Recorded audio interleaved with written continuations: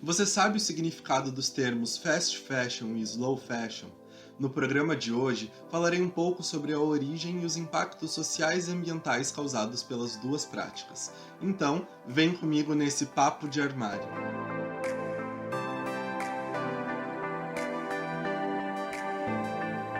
Antes de falar sobre fast fashion, é importante compreendermos em que contexto social surgiu essa prática.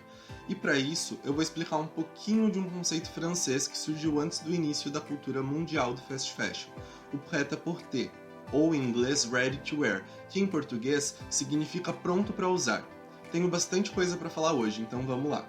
O prêt-à-porter é um termo que foi criado no ano de 1949, na França, mas teve muita resistência da parte das maisons, que comandavam o mundo da moda.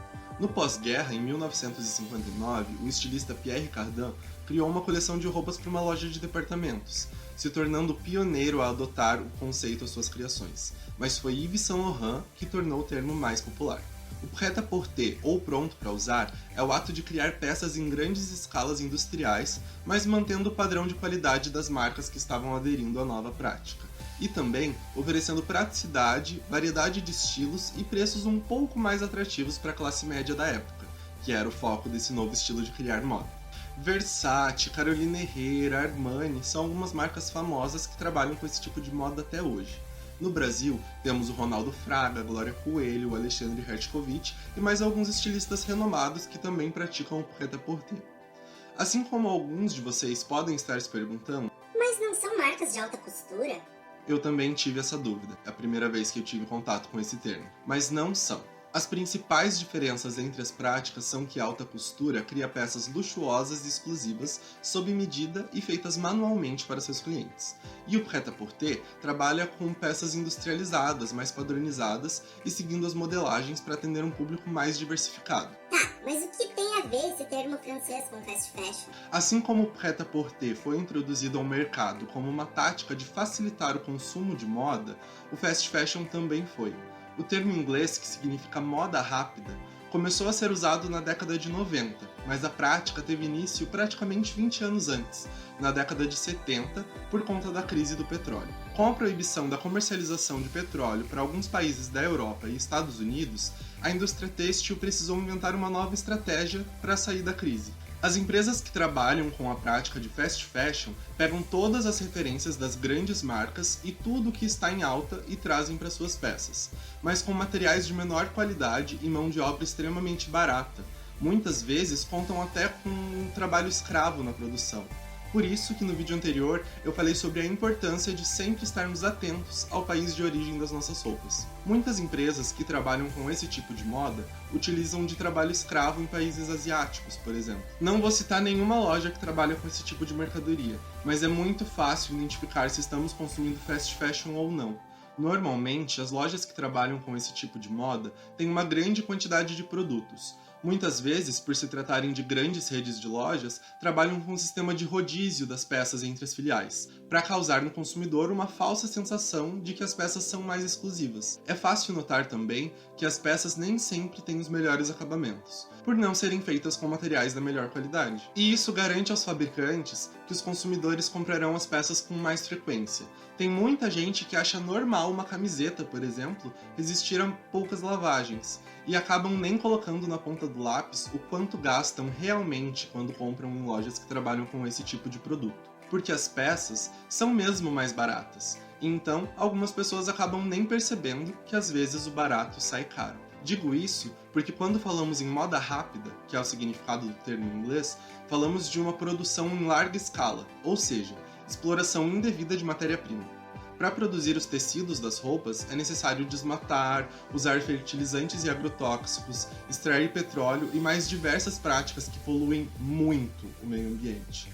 Sem contar na emissão de carbono das fábricas que trabalham sem parar para produzir muitas vezes uma coleção completa por semana. E também temos as questões de descarte das peças, que por não se tratarem de produtos de boa qualidade, vão muito mais rápido para o lixo. O que é um problema ambiental gigantesco, porque o principal material utilizado na produção de peças nesse tipo de indústria é o poliéster, que nada mais é do que um tipo de plástico que leva cerca de 200 anos para se decompor totalmente. Eu sou contra jogar qualquer tipo de roupa no lixo, Por mais que não existam mais possibilidades de utilização das peças, existem muitas técnicas de reciclagem, como por exemplo o upcycling, que é tema de um dos próximos programas.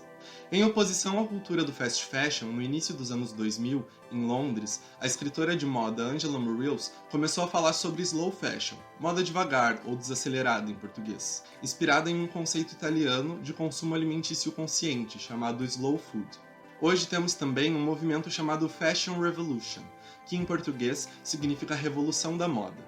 Esse movimento foi criado após um terrível acidente em Bangladesh. Em abril de 2013, um prédio que abrigava as confecções de diversas marcas de roupas famosas desabou. Mais de 1.000 pessoas que trabalhavam para a indústria da moda morreram no acidente e mais de 2.000 pessoas ficaram gravemente feridas. E por conta da invisibilização das pessoas que trabalham nessa indústria, esse movimento foi criado, acima de tudo para conscientizar o consumidor da prática nada sustentável e desumana do fast fashion, trazendo diversas discussões sociais sobre sustentabilidade à tona. Eu vou colocar o site desse movimento na descrição do vídeo para quem se interessar em conhecer um pouquinho mais. Falando um pouco mais do slow fashion, a diversidade cultural é um fator extremamente importante para os produtores das roupas. E por se tratar de um estilo de produção mais lento, acaba valorizando mais as culturas locais, os pequenos produtores e a qualidade dos materiais. Os preços de roupas novas de slow fashion, quando comparados com os preços das peças de fast fashion, são um pouco mais altos, mas a qualidade das peças é gritantemente maior. Sem contar que não envolve nenhum tipo de trabalho escravo, muito pelo contrário. Os produtores têm um contato muito mais próximo com os consumidores,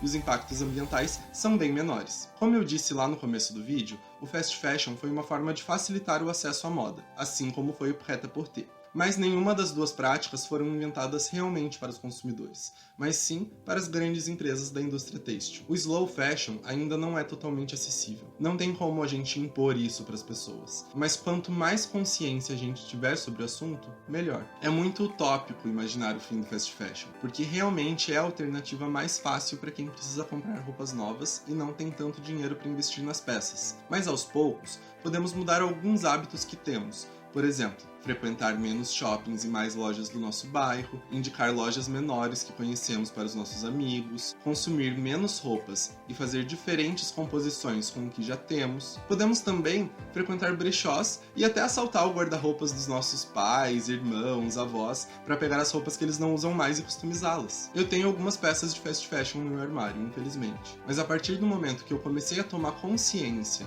de que eu não precisava mais consumir daquele tipo de loja para ter roupas legais, eu comecei a enxergar uma imensidade de marcas e lojas que praticam slow fashion e trabalham com produtos que cabem no meu orçamento, levando em consideração que tive que reduzir o meu consumo. Para mim, o processo de deixar o fast fashion é um pouco mais fácil, pelo fato dos meus pais terem uma loja que, mesmo não se tratando ainda de um slow fashion de fato, não trabalha com peças de fast fashion, a Betty Good. Há quase 13 anos aberta, com produtos de qualidade, um ótimo atendimento e preços acessíveis. Caso vocês queiram conhecer um pouco mais da loja, podem segui-la no Instagram. O perfil é @lojabettygood. Enfim, a minha intenção com esse programa não é apontar o dedo para quem consome fast fashion e dizer que estão errados, mas sim trazer alguns questionamentos acerca do assunto. Como eu já disse aqui no vídeo, o slow fashion ainda não é acessível para a maioria das pessoas, mas qualquer pequena atitude que vá contra essa indústria é válida.